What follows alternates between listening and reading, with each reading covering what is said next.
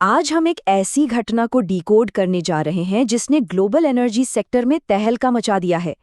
जरा 6 अप्रैल 2026 की उस ऐतिहासिक रात की कल्पना कीजिए, जब 70 साल पुराना एक वैज्ञानिक सपना, जी हाँ 70 साल पुराना सपना आखिरकार हकीकत में बदल गया। ये कोई छोटी मोटी उपलब्धि नहीं है, ये एक ऐसा ब्रेक थ्रू है जो दुनिया भर के जियोपॉलिटिक्स और ऊर्जा के समीकरणों को हमेशा के लिए पलट कर रख सकता है। तो चलिए सीधे मुद्दे पर आते हैं। आज हम इस पूरी कहानी को 5 हिस्सों में समझेंगे। भारत का अजीबोगरीब ऊर्जा विरोधाभास, फिर कैसे इसे ग्लोबल मार्केट से बैन किया गया, इसके बाद थोरियम का मास्टर प्लान, उस मशहूर 3 चरणीय योजना की डिकोडिंग और अंत में ब्रीडर रिएक्टर की वो शानदार सफलता। शुरुआत करते हैं पहले हिस्से से, भारत का ऊर्जा विरोधाभास। एक ऐसा पैराडॉक्स जो आपको सोचने पर मजबूर कर देगा। अब जरा इन नंबरों पर गौर कीजिए, क्योंकि इसका स्केल वाकई चौंकाने वाला है। एक तरफ अमेरिका, ईरान और सऊदी अरब जैसे तेल के महारथी देश हैं। अगर हम इन तीनों का कुल तेल मिला दें तो वो करीब 2,92,000 टेरावाट घंटे बनता है। लेकिन रुकिए, भारत के पास जो थोरियम का भंडार है उसकी ऊर्जा क्षमता है 3.1 मिलियन टेरावाट घंटे, यानी दुनिया के टॉप 3 तेल उत्पादकों की कुल क्षमता से 10 गुना ज्यादा। लिटरली 10 गुना। ये कोई मामूली अंतर नहीं है। लेकिन यहीं पर आता है वो विरोधाभास। इतने विशाल संसाधन होने के बावजूद आज भी 79% बिजली के लिए कोयले पर और 90% कच्चे तेल के लिए आयात पर निर्भर रहना पड़ता है। इसे ऐसे समझिए, देश की रक्षा पर जितना खर्च होता है, करीब $74 बिलियन, उससे लगभग 2 गुना यानी $137 बिलियन तो सिर्फ कच्चा तेल खरीदने में बह जाता है। और इसका सीधा असर हम और आप अर्थव्यवस्था में देखते हैं, जहां मिडल ईस्ट की एक छोटी सी चिंगारी भी घरेलू महंगाई को आसमान पर पहुंचा देती है। तो अब आते हैं दूसरे अहम सवाल पर, वैश्विक बाजार से प्रतिबंध। अब आप पक्का ये सोच रहे होंगे कि भाई, जब थोरियम का इतना शानदार विकल्प मौजूद था तो उसे तुरंत इस्तेमाल क्यों नहीं कर लिया? इसकी जड़ें इतिहास में हैं। 1974 में हुए स्माइलिंग बुद्धा परमाणु परीक्षण के बाद दुनिया के कई देशों ने मिलकर न्यूक्लियर सप्लायर्स ग्रुप यानी एनएसजी बना लिया। नतीजा, भारत पर 3 दशकों से भी ज्यादा लंबाई ग्लोबल बैन लग गया। इस प्रतिबंध ने न सिर्फ यूरेनियम का आयात रोक दिया, बल्कि कोई तकनीकी मदद भी नहीं मिलने दी। हालात इतने खराब हो गए थे कि जो मौजूदा रिएक्टर थे वो बिना ईंधन के अपनी आधी क्षमता पर घिसट रहे थे। लेकिन कहते हैं ना, आवश्यकता ही आविष्कार की जननी है। इसी भारी संकट ने एक बिल्कुल नए विजन को जन्म दिया। महान वैज्ञानिक डॉक्टर होमी भाभा ने उस वक्त एक बहुत ही गहरी बात कही थी, बिजली न होने से ज्यादा महंगी कोई और बिजली नहीं है। उन्होंने भाप लिया था कि विदेशी यूरेनियम के बिना काम नहीं चलेगा, हमें एक 100% स्वदेशी रणनीति बनानी ही होगी। और यहीं से एंट्री होती है हमारे तीसरे पड़ाव की, थोरियम समाधान। यह समाधान कहीं बाहर से नहीं आया, बल्कि केरल, तमिलनाडु और ओडिशा के समुद्री तटों पर बिखरी काले रंग की मोनाजाइट रेत में छिपा था। दुनिया का 25% थोरियम भंडार। ये इतना है कि पूरे देश को अगले 400 सालों तक रोशन रख सकता है। और सबसे माइंड ब्लोइंग बात बताऊं, 1 गीगावाट बिजली पैदा करने के लिए जहां लाखों टन कोयले की गाड़ियां जलानी पड़ती हैं, वहां सिर्फ और सिर्फ 1 टन थोरियम काफी है ना? कमाल का आंकड़ा। लेकिन पिक्चर अभी बाकी है। एक बहुत बड़ा इंजीनियरिंग हर्डल था। यूरेनियम और थोरियम बिल्कुल अलग चीजें हैं। इसे ऐसे समझिए, यूरेनियम एकदम पेट्रोल की तरह है, गाड़ी में डाला और इंजन चालू।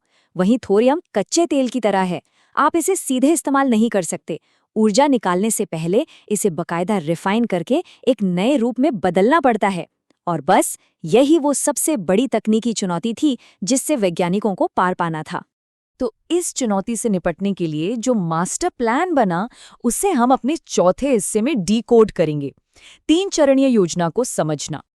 अब इस दशकों पुरानी महत्वाकांक्षी योजना को समझने के लिए हमें थोड़ी सी फिजिक्स समझनी होगी। चिंता मत कीजिए, एकदम आसान भाषा में बात करेंगे।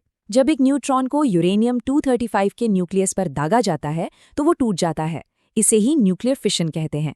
इस टूटने से भयंकर गर्मी पैदा होती है, जिससे हमारी बिजली बनती है, और साथ ही कुछ बहुत तेज गति वाले नए न्यूट्रॉन भी बाहर निकलते हैं, जो आगे की चेन रिएक्शन को लगातार चालू रखते हैं। अब इस चेन रिएक्शन को कंट्रोल में रखने के लिए इन तेज न्यूट्रॉन को धीमा करना पड़ता है। दुनिया के बाकी देश इसके लिए नॉर्मल पानी इस्तेमाल करते हैं, पर दिक्कत ये है कि नॉर्मल पानी न्यूट्रॉन को सोख भी लेता है, जिसके लिए महंगा एनरिच्ड यूरेनियम चाहिए होता है। और याद है ना, बैन की वजह से वो तो हमारे पास था नहीं। तो हमारे वैज्ञानिकों ने एक जीनियस तरीका निकाला, हैवी वाटर यानी भारी पानी का इस्तेमाल। हैवी वाटर न्यूट्रॉन को धीमा तो करता है पर सोखता नहीं। इसका सीधा फायदा ये हुआ कि हम जमीन से निकले कच्चे प्राकृतिक यूरेनियम से ही अपना काम चला सके। तो इसी बेसिस पर पूरी रणनीति 3 चरणों में बांटी गई। स्टेप 1, प्राकृतिक यूरेनियम और भारी पानी का इस्तेमाल करके बिजली और एक by product plutonium banana. Step 2, इस प्लूटोनियम को फास्ट ब्रीडर रिएक्टर में इस्तेमाल करना। और फिर फाइनल गेम यानी स्टेप 3, जहां एडवांस्ड रिएक्टरों में थोरियम को यूरेनियम 233 में बदलकर असीम ऊर्जा पैदा की जानी है। और अब हम आते हैं आज की कहानी के क्लाइमैक्स पर, हमारे 5वें और आखिरी हिस्से में ब्रीडर रिएक्टर की ऐतिहासिक सफलता। वापस चलते हैं उसी अप्रैल 2026 की रात कल्पक्कम, तमिलनाडु में। वहां जो हुआ वो सच में किसी साइंस फिक्शन से कम नहीं है। चरण 2 का फास्ट ब्रीडर रिएक्टर पूरी तरह से सक्रिय हो गया। ये रिएक्टर एक प्योर इंजीनियरिंग मैजिक है।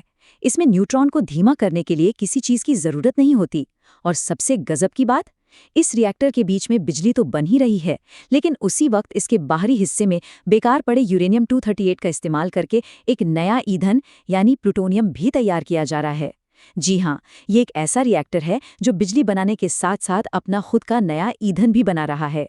एकदम माइंड ब्लोइंग है ना? और यही वो कामयाबी है जो हमें सीधे चरण 3 के अल्टीमेट गोल तक ले जाती है।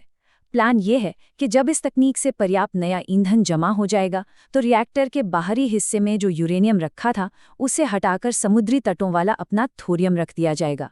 फिर रिएक्टर के अंदर की प्रक्रिया इस थोरियम को न्यूट्रॉन खिलाकर यूरेनियम 233 में बदल देगी। और दोस्तों, यही वो यूरेनियम 233 है जो एक जादुई चाबी की तरह सदियों तक चलने वाले ऊर्जा के दरवाजे हमेशा के लिए खोल देगा। लेकिन इस पूरी कहानी में एक ऐसा नंबर है जो आपको और भी हैरान कर देगा, $1 बिलियन। जी हाँ, सिर्फ $1 बिलियन। आपको पता है, दुनिया की दूसरी महाशक्तियों ने इस फास्ट ब्रीडर तकनीक के पीछे लगभग $50 बिलियन तक फूंक दिए और फिर भी वो नाकाम रहे। लेकिन यहाँ इतनी जटिल और ऐतिहासिक सफलता महज $1 बिलियन में हासिल कर ली गई। ये सिर्फ विज्ञान की नहीं बल्कि एक मास्टर क्लास मैनेजमेंट की भी शानदार जीत है। तो इस पूरे डीप डाइव के बाद अब हमारे सामने सबसे बड़ा और सबसे क्रूशियल सवाल यही बचता है, चरण 2 की इस शानदार सफलता के बाद वो ऐतिहासिक दिन कब आएगा जब ये फाइनल चरण 3 पूरी तरह से लाइव हो जाएगा। वो दिन जो ग्लोबल एनर्जी और आत्मनिर्भरता का नक्शा हमेशा हमेशा के लिए बदल कर रख देगा। हालांकि इसका सटीक जवाब तो भविष्य के पास ही है, लेकिन एक बात बिल्कुल तय है, पूरी दुनिया की नजरें अब इस टाइमलाइन पर टिकी हैं। आज के इस दिलचस्प विश्लेषण में